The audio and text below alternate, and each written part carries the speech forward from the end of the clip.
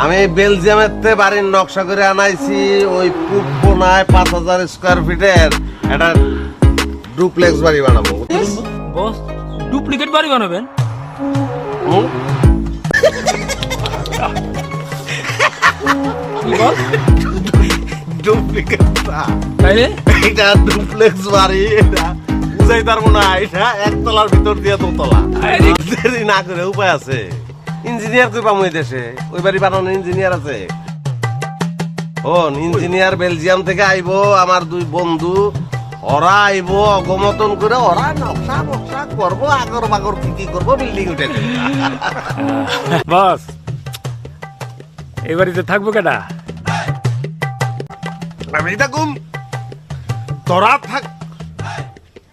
ও ভালো কথা, একটা ডিসিশন দে তো আমারে।